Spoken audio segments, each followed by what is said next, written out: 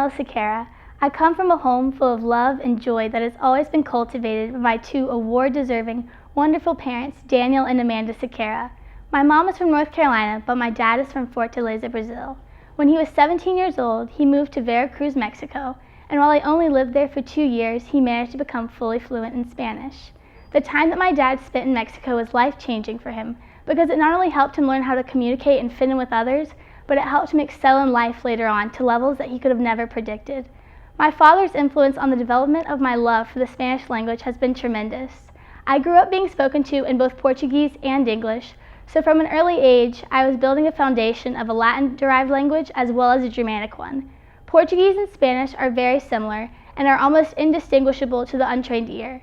As I got older, my language focus shifted over to predominantly English, with the occasional exposure to Portuguese and Spanish at my grandparents' house or when my family traveled to Latin America. Fast forward a few years, and it's the summer after 9th grade. I've just completed Spanish Level 2 and am about to go to Chichicastenango, Guatemala on a mission trip with my church.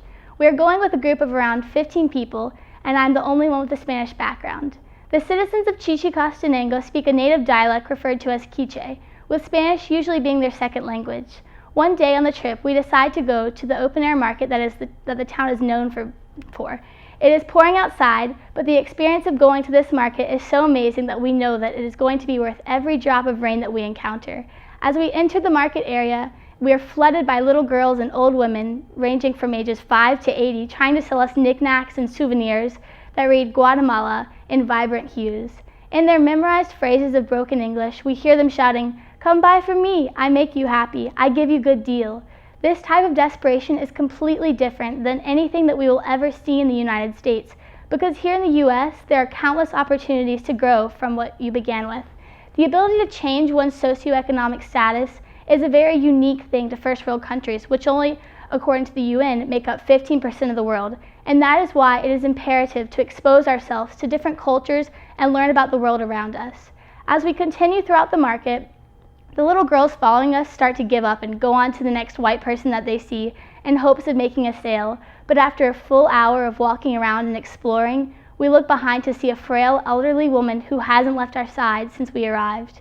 It starts to rain again, and we invite her into a small bakery that we see to get out of the mess and grab something to eat. Not sure how to start, I ask the woman what her name is, and she replies with a strong and kind, "Me llamo Juana." I begin to speak to her in my wobbly Spanish, unsure of myself and worried that if I make a grammatical error, I'll mess up and it'll get ruined, but as we continue talking, I realize that I understand everything that she is saying. Sure, there are some specific words that I don't know due to lack of exposure, but other than that, I understand what she's telling me. At this point, I'm in almost a state of shock because I've never had an experience like this before. Many non-native Spanish speakers claim to remember the moment when everything began to click, and this was the moment for me. Every instance in my life when I had heard even just one word of Spanish had culminated to this exact conversation. It was like a switch in my brain had flipped. Juana told me her life story and explained what life was like living in Chichicastenango as a seamstress and mother of 3 going through poverty. This simple 10-minute conversation changed my life because I had not only reached a turning point in my understanding of the Spanish language, but I had developed an appreciation for Latin American culture. This woman's life was so interesting despite her seemingly basic routine that would come off as rudimentary to an American, and the fact that she was just so happy and full of pure joy didn't make sense to me at first, but then I realized that this is what it was all about. Not everyone is the same as your standard American, and although we are all made of the same flesh and blood, on a global perspective, everyone is unique and shaped differently by the culture that they grew up in, and that is what makes learning about another culture so special. By learning the language and customs of a certain place, it feels like you're being let in on a secret that nobody knows about. But in actuality, anybody can be let in on the secret if they want to, due to the many resources that we are given by our county.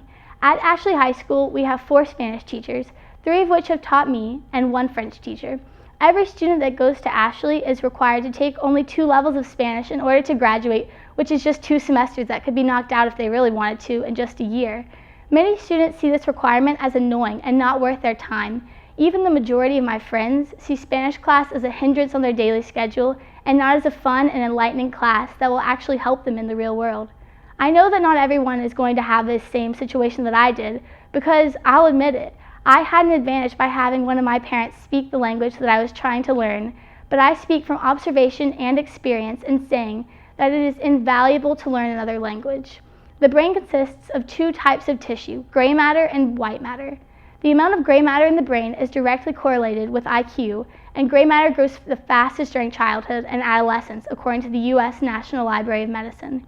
Studies have also proven that by learning another language, gray matter begins to grow again, no matter your age.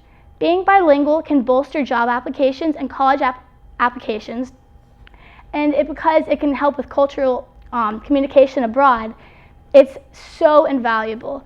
As Nelson Mandela once said, if you talk to a man in a language he understands, it goes to his head. If you talk to him in his language, it goes to his heart.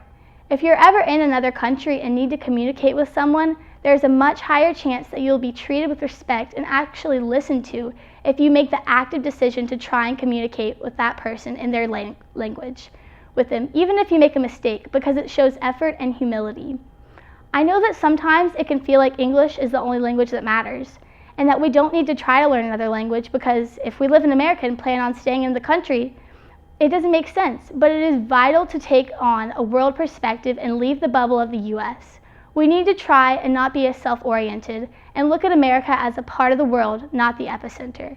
By changing our mindset and developing a cultural understanding, we can broaden our horizons and allow for more opportunities in life to be available to us. All this can be achieved if we simply receive and accept what we learn in high school from our wonderful teachers and make something out of it, because the knowledge that we attain with us at this age will stay with us forever.